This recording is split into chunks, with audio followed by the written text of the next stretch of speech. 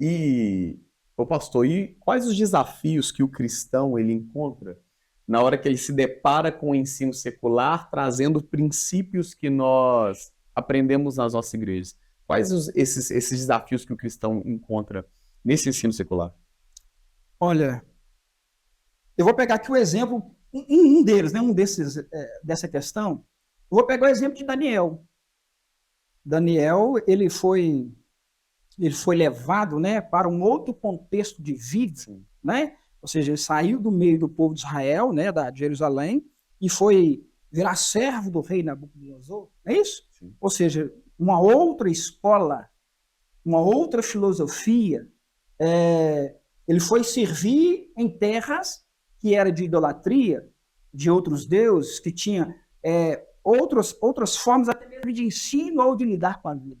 Só que Daniel fez uma escolha. Ele fez uma escolha de não se contaminar ou de não viver debaixo daquela cultura.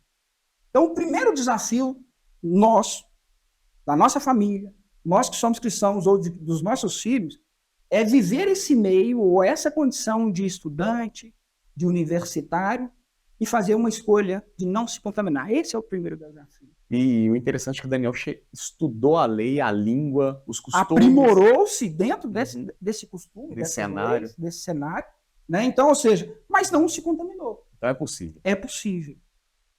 E daí, se a gente fizer uma leitura de quem é Jesus Cristo, ele seguiu o mesmo percurso. Sim. Porque quando traz sobre Jesus Cristo, né, rabi, mestre, significa que Jesus também percorreu o mesmo percurso. Ao ponto de que, aos 12 anos, ele também estava debatendo com quem? Com os doutores. Com os doutores. Uhum. Então, imagina ele aí, seus 12 anos em diante, o que Jesus realizou, o que Jesus se concretizou nesse mundo secular, algumas pessoas gostam de falar o Jesus histórico, né? Uhum. Para que ele realmente tivesse ali o nome sendo chamado de rabi. E de repente as pessoas vão assim, não, Jesus é chamado de rabi só pela sua autoridade espiritual? Não. Realmente, para quem conhece a Bíblia, o conceito, né, ou a nomenclatura rabi, ela pressupõe uma pessoa que percorreu todos os caminhos para que um dia ela pudesse ter o seu discípulo. E isso se deu pelo caminho da educação, a educação judaica nesse caso. Sim. Então, ou seja, nós temos condições de percorrer por esse caminho sabendo de como se defender. Só que isso não é de mim, não é de você, não é por si só. Nós precisamos estar baseados na palavra. Verdade. Né? Esse é o primeiro desafio. Poderia citar o segundo desafio? O segundo desafio talvez esteja relacionado pela capacidade de argumentar. Eu até falei anteriormente, né? Nós erramos porque nós não conhecemos a Escritura.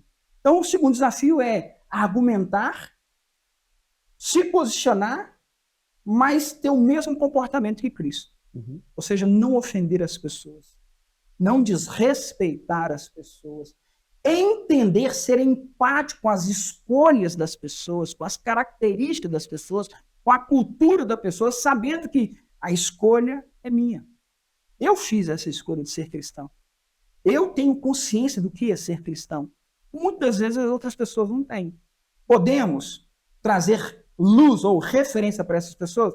Não é em meio ao debate. Uhum. É com o meu comportamento, é com a minha forma de agir, é com a minha forma de pensar, mas sempre respeitando o contexto que nós estamos.